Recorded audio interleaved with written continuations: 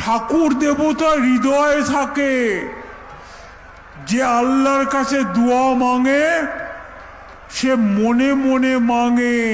ঠাকুর যদি মনে মনে থাকে তাহলে এই যে কোটি কোটি টাকা খরচা করে পুজো করার কি খুব দরকার আছে? পশ্চিমবঙ্গের মানুষের, সাধারণ গরিব মানুষের টাকা নিয়ে, তাদের দিনের রোজগার সেগুলো কেড়ে নিয়ে এই যে মেলা খেলা ক্লাবগুলোকে এত এত টাকা দেওয়া, সেগুলো কি শোভা পায়? তুমি যদি বলো যে ঠাকুর মনে মনে থাকে, তাহলে তুমি কেন নাটকগিরি দেখানোর জন্য মন্দিরে যাও পুজো দিতে?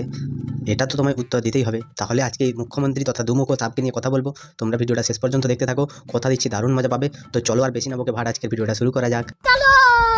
তো হে বাঙালি, হ্যালো বাঙালি, নমস্কার বাঙালি, কেমন আছো তোমরা সবাই? আশা করি অনেক অনেক ভালো আছো। তো আজকের একটা নতুন ভিডিওতে তোমাদের সবাইকে অনেক অনেক স্বাগত।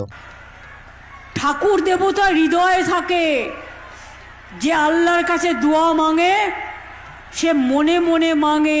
মুখ্যমন্ত্রী তথা আমাদের পশ্চিমবঙ্গের মমতা ব্যানার্জি, তিনি যে কত বড় দুমুখো সাপ, তিনি বলছেন যে পশ্চিমবঙ্গের সনাতনী হিন্দুরা মনে মনে তাদের দেবতাদেরকে ডাকবে, কিন্তু নামাজ পড়বে কলকাতার রাজাবাজারে রাস্তায় বসে লোকেরা। তখন কিন্তু আমাদের পিসি পুরো নিশ্চুপ থাকে, আর এই রাস্তা আটকে সাধারণ মানুষের জ্যাম করে পুলিশ পাহারা দিয়ে তাদেরকে নামাজ পড়তে সাহায্য করে আমাদেরই রাজ্যের প্রশাসন। তখন কিন্তু মুখ্যমন্ত্রীকে দেখা যায় না। আর ময়দান, যেটা একটা সেপারেট গ্রাউন্ড আছে, সেখানটায় গীতা পাঠে এনাদের এত সমস্যা হচ্ছে। আর একটা জিনিস হচ্ছে কি, ওই প্যাটিস বিক্রেতাকে মারধর করা নিয়ে। হ্যাঁ, আমি বুঝলাম যে তার উপরে উত্তেজিত হয়ে কথা বলেছিল, কিন্তু মারধর করা হয়েছে এমন কোনো ভিডিও আসেনি, এমন কোনো কথাও আসেনি। ওই প্যাটিসওয়ালা মিথ্যা কথা বলছে না মুখ্যমন্ত্রী মমতা ব্যানার্জি রাজনীতি করছেন। এসআইআরের সময় তো রাজনীতি তার দেখা গেল। কে বলতো? প্রদীপ কর। এই প্রদীপ করকে নিয়ে মুখ্যমন্ত্রী মমতা ব্যানার্জি যে রাজনীতি করলেন, তিনি টুইট করলেন, তিনি অনেকভাবে প্রতিবাদ করার চেষ্টা করলেন। তো লাস্টে তার বাড়ির লোক বললো তার নাকি আঙুলি কাটা ছিল, 3টে আঙুলে কে লিখতে পারে এটাই জিজ্ঞাসা করলো। তার নাকি বুড়ো আঙুল আর মাঝখানের আঙুলটা কাটা ছিল। তো এইগুলো যে মুখ্যমন্ত্রী মমতা ব্যানার্জির রাজনীতির একটা একটা অংশ, সেটা নিয়ে পশ্চিমবঙ্গের মানুষের আর কোনো সন্দেহ নেই।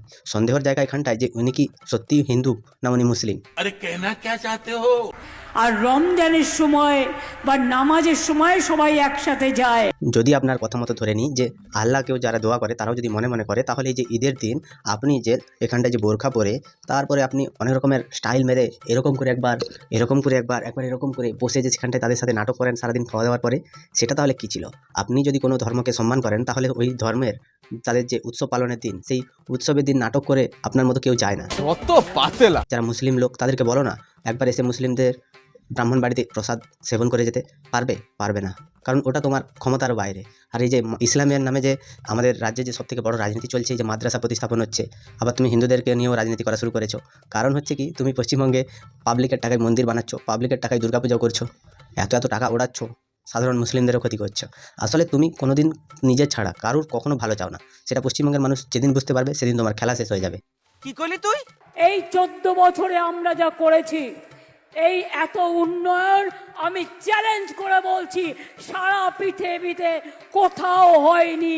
এটা কিন্তু মাননীয় মুখ্যমন্ত্রী তিনি ঠিক কথাই বলেছেন। সারা পৃথিবীর মধ্যে আমাদের পশ্চিমবঙ্গে যত টাকা উন্নয়ন হয়েছে আর যত টাকা ধার হয়েছে, সেটা কিন্তু সারা পৃথিবীতে কেন, পুরো পৃথিবীর বাইরেও যদি কোনো গ্রহ সেখানটায় যদি জীবনের অস্তিত্ব থেকে থাকে, সেখানটায়ও হয়নি। তার কারণ হচ্ছে কি, তিনি অনেকভাবে ধার নিয়ে মেলা খেলা বহু তিনি নাটক ভঙ্গিমা করেছেন। পশ্চিমবঙ্গের মুখ্যমন্ত্রী তিনি কিন্তু এত উন্নয়ন করেছেন যে উন্নয়নের ঠেলায় তার শিক্ষামন্ত্রী জেলে গেছিল, শিক্ষা দপ্তর জেলে গেছিল, এসএসসির যিনি চেয়ারম্যান ছিলেন তিনি জেলে গেছেন, তার যুব তৃণমূল কংগ্রেসের যিনি রাজ্যের সহ সম্পাদক ছিলেন তিনি জেলে গেছেন, অভিষেক ব্যানার্জি 7-8 বার ইডির দপ্তরে গেছে। এরকম করে বহু নেতা, বালুর কথা বলে রেশন চুরিতে জেলে গেছে, গরু চুরিতে অনুব্রত মণ্ডল গেছে, কয়লা চুরিতে এখনও খুঁজছে পুলিশ, তাকে পাচ্ছে না। এরকম করে বহু উন্নয়ন আমাদের পশ্চিমবঙ্গের মুখ্যমন্ত্রী করেছেন। আর পশ্চিমবঙ্গে যে এত উন্নয়ন সারা পৃথিবীর মধ্যে অন্যতম হয়ে আছে, এর পেছনের কারণটা কি? কটা কোম্পানি এসছে, কতজনের কর্মসংস্থান হয়েছে, রাজ্যে আর কটা নতুন মেডিকেল কলেজ খুলেছো, কী করেছো? সেই উন্নয়নের খতিয়ান দিতে গিয়ে তুমি বহু কিছু ঢপ দিয়ে দিয়েছো। ঠিকই শুনছো, ভুল কিছু শোনো। আমি এখনো ফর্ম ফিল আপ করিনি। করারও দরকার নেই, আর কটা মাত্র দিন বাকি, এরপরে তো তিহার জেলে যেতে হবে। তো সেখানে কোনো ফর্ম টর্ম লাগে না, সেখানে ভোটও হবে না, কোনো টেনশন নেই। ফর্ম ফিল আপ করে কী হবে? পশ্চিমবঙ্গের মানুষকে উস্কানি দেওয়ার মতো কথা পশ্চিমবঙ্গের মুখ্যমন্ত্রী ভালোই বলতে পারেন। তিনি একজন সংবিধানের প্রতিনিধি, তার ফর্ম ফিল আপ করার কোনো প্রয়োজন নেই। তো পশ্চিমবঙ্গের মুখ্যমন্ত্রী তিনি মানুষকে কী বোঝাতে চাইছেন, যে তিনিও করছেন না আর কাউকে করতে মানা করছেন? ভারতবর্ষের সরকার, ভারতবর্ষ একটা গণতান্ত্রিক দেশ, সেই দেশে থেকে তিনি দেশ বিরোধী কথাবার্তা বলেন সব সময়। মাদারের বাচ্চা। কেন করিনি? এনআরসি বাংলায় হবে না, ডিটেনশন ক্যাম্প হবে না। এনআরসি হচ্ছে পশ্চিমবঙ্গে কতজন জনগণ আছে তার জনগণনা। এবার এই এনআরসি পশ্চিমবঙ্গের মুখ্যমন্ত্রী কোন স্বার্থে হতে দিতে চাইছেন না, সেটা মানুষকে ভাবাচ্ছে।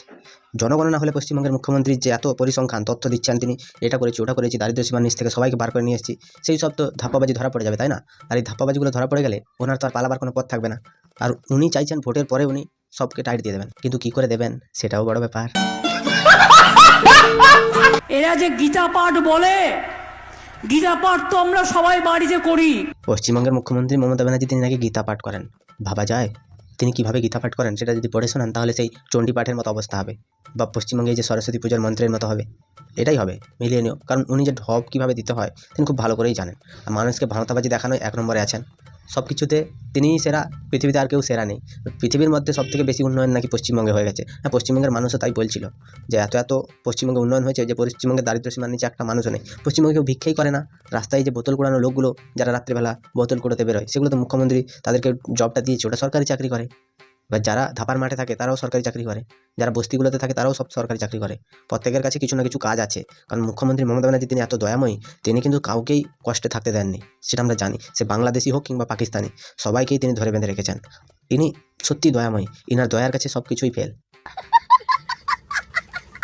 এই ভিডিওটা নিয়ে তোমাদের কি মতামত তোমরা আমি কমেন্টে জানিও। যদি ভিডিওটা ভালো লাগে তাহলে লাইক করো, কমেন্ট করো, শেয়ার করো, সাবস্ক্রাইব করো। পাশে থাকা বেল আইকনটা প্রেস করতে একদম ভুলবে না। সবাই ভালো থেকো, সুস্থ থেকো, সাবধানে থেকো, আর দেখতে থাকো বাংলার কোণে ঘর।